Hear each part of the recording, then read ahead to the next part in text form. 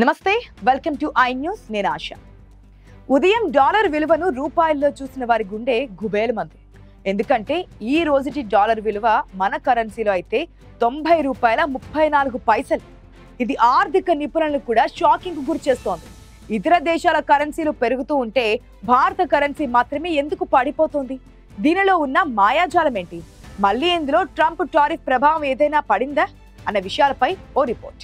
ఇలా రూపాయి విలువ ఇంతగా పడిపోవడం అనేది ఇటీవల కాలంలో షాక్ కు గురి చేస్తున్న అంశంగానే చూస్తున్నారు ఆర్థిక రంగ నిపుణులు. రూపాయి విలువ నిరంతరం పడిపోవడం ప్రపంచంలోనే 4వ ఆర్థిక శక్తిగా ఎదిగిన భారత ఆర్థిక వ్యవస్థకు అంత మంచిది కాదు. గురువారం రూపాయి విలువ అమెరికా డాలర్ తో పోలిస్తే గణనీయంగా తగ్గిపోయి ₹90.34కు చేరుకుంది.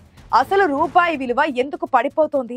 అలా పడిపోవడం మనల్ని ఎలా ప్రభావితం చేస్తోంది అన్న విషయాలు తెలుసుకునే ప్రయత్నం చేద్దాం. ఫారిన్ ఇన్వెస్టర్ల అమ్మకాలు, ఎఫ్పిఐ సెల్లింగ్ లేదా ముడి చమురు ధరలు పెరిగినప్పుడు దాని ప్రభావం స్టాక్ మార్కెట్ తో పాటు కరెన్సీ మార్కెట్ పై కూడా స్పష్టంగా కనిపిస్తోంది. ఇది సహజంగా జరుగుతోంది. ప్రస్తుతం ఒకవైపు స్టాక్ మార్కెట్ ప్రతిరోజు పడిపోతుంటే మరొక వైపు భారత కరెన్సీ రూపాయి విలువ ప్రతిరోజు రికార్డ్ స్థాయిలో పడిపోతోంది. ఈ క్షీణత సామాన్యుడిపై గణనీయమైన ప్రభావం చూపుతుందనడంలో సందేహం లేదు. రూపాయి ప్రతిరోజు క్షీణతలో కొత్త రికార్డును సృష్టించిన వెనుక చాలా కారణాలుంటాయి. America Fed Reserve policy rate మార్పు, ట్రంప్ టారిఫ్ల బాధడు, రష్యాతో మన దోస్తానా పెరుగుతూ ఉండడం, చైనా చేసే ఆర్థిక జిమ్మిక్కులు, విదేశీ పెట్టుబడిదారుల నిరంతర అమ్మకాలు, ఇలా చాలా రకాల కారణాలు ఉంటాయి. ఇవన్నీ మార్కెట్ పై ఒత్తిడిని పెంచడమే కాకుండా రూపాయిపై కూడా ఒత్తిడి తెస్తాయి. ఈ పెరుగుదల సమాజంపై కూడా చెడు ప్రభావాన్ని చూపుతోంది. డాలర్ బలపడడం వల్ల విదేశీ పెట్టుబడిదారులు ప్రపంచ వ్యాప్తంగా ఉన్న మార్కెట్ల నుండి డబ్బును ఉపసంహరించుకొని అమెరికన్ మార్కెట్లో పెట్టుబడి పెడుతున్నారు. ఇక్కడి మార్కెట్లలో అమ్మకాలు పెరిగినట్లు కనిపించింది.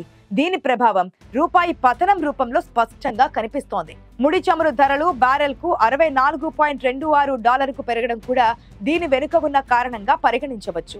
అమెరికా అధ్యక్షుడు డొనాల్డ్ ట్రంప్ రోజువారీ తీసుకునే నిర్ణయాల ఒత్తిడి కూడా భారత కరెన్సీపై స్పష్టంగా కనిపిస్తోంది. ఏ దేశ కరెన్సీ బలహీనపడడం వలనైనా అనేక దుష్ప్రభావాలు ఉంటాయి. ఉదాహరణకు, మీ పిల్లల్లో ఒకరు వేరే దేశంలో చదువుతుంటే మీరు తనకు భారతదేశం నుంచి డబ్బు పంపుతుంటే అలాంటి పరిస్థితుల్లో మీరు భారీగా నష్టపోతారు.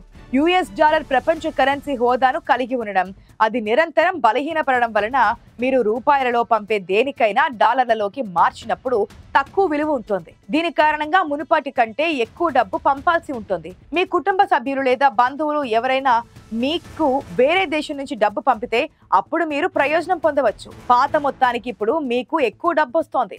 మరోవైపు వ్యాపారం చేస్తే రూపాయి పతనం ప్రభావం వ్యాపారం దిగుమతి ఆధారితమా లేదా ఎగుమతి ఆధారితమా అనే దానిపై ఆధారపడి ఉంటుంది. బలహీనమైన రూపాయి విలువ వల్ల ఎగుమతిదారులు ప్రయోజనం పొందనున్నారు. అయితే దిగుమతిదారులు ఇప్పుడు అదే పరిమాణంలో వస్తువులను ఆర్డర్ చేయడానికి ఎక్కువ డబ్బు చెల్లించాల్సి ఉంటుంది. రూపాయి పడిపోయినప్పుడు దిగుమతులు ఖరీదైనవిగా మారుతాయి, ఎగుమతులు చౌకగా మారుతాయి. దీని అర్థం ప్రభుత్వం విదేశాల నుండి వస్తువులను కొనుగోలు చేయడానికి ఎక్కువ డబ్బు ఖర్చు చేయాల్సి వస్తుందని స్పష్టంగా తెలుస్తోంది. ఉదాహరణకు, ముడి చమురు ధరలు పెరుగుదలను పరిశీలిస్తే భారతదేశం ప్రస్తుతం దాని ముడి చమురు అవసరాలలో 80% కన్నా తక్కువ భాగాన్ని ఇతర దేశాల నుంచి దిగుమతి చేసుకుంటోంది. అమెరికా డాలర్ తో పోలిస్తే రూపాయి బలహీనపడినప్పుడు ముడి చమురు దిగుమతి బిల్లు పెరుగుతోంది. దాంతో అల్టిమేట్ గా విదేశీ మారక ద్రవ్యం ఎక్కువగా ఖర్చు చేయాల్సి వస్తోంది. చమురు ఉత్పత్తి చేసే దేశాలకు పెద్ద మొత్తంలో చెల్లించాల్సి ఉంటుంది. దీని ప్రభావం వల్ల పెట్రోల్, డీజిల్ ధరలు పెరిగే అవకాశం ఉంది. ధరలు పెరిగితే అది ద్రవ్యోల్బణం రూపంలో సామాన్య ప్రజలను ప్రభావితం చేస్తోంది. ప్రస్తుత పరిస్థితుల్లో రష్యా నుంచి మనం తక్కువ ధరకు చమురు కొనుగోళ్లను దిగుమతి చేసుకోవడం నిలిపివేశాము. ఇతర దేశాల నుంచి అధిక ధరలకు కొనుక్కోవాల్సి ఉంటుంది. ముఖ్యంగా రూపాయి విలువ పడిపోయేందుకు ప్రధాన కారణంగా అమెరికా అధ్యక్షుడు డొనాల్డ్ ట్రంప్ తీసుకుంటున్న నిర్ణయాలు అని చెప్పొచ్చు. దూకుడైన నిర్ణయాలు తీసుకుంటూ అంతర్జాతీయంగా అనిశ్చిత పరిస్థితులు నెలకొల్పేందుకు ఆయన కారణమవుతున్నారు. కొన్ని నెలల క్రితం మెక్సికో, కెనడా దేశాల నుంచి అమెరికాకు వచ్చే ఉత్పత్తులపై 25% దిగుమతి సుంకం ప్రకటించి ఆ దేశాలు దీనిపై స్పందించగా నెల రోజుల పాటు వాయిదా వేశారు. మరోవైపు చైనా ఉత్పత్తులపై మాత్రం 10% దిగుమతి సుంకం అమలు చేశారు. ఇదే ఇప్పుడు ట్రేడ్ వార్ కు దారి తీసేలా కనిపిస్తోంది.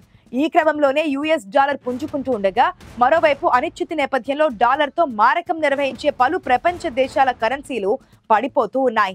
అంతర్జాతీయంగా ఇదే అనిశ్చితి పరిస్థితులు కొనసాగితే మాత్రం మన కరెన్సీ విలువ మరింత పడిపోయే అవకాశం ఉందని నిపుణులు అభిప్రాయపడుతున్నారు. రూపాయి పుంజుకోవాలంటే అంతర్జాతీయంగా సానుకూల పరిస్థితులు నెలకొనాలి. ఇదే సమయంలో రూపాయి పుంజుకునేందుకు భారత ప్రభుత్వం, రిజర్వ్ బ్యాంక్ చర్యలు తీసుకోవాల్సి ఉంటుంది.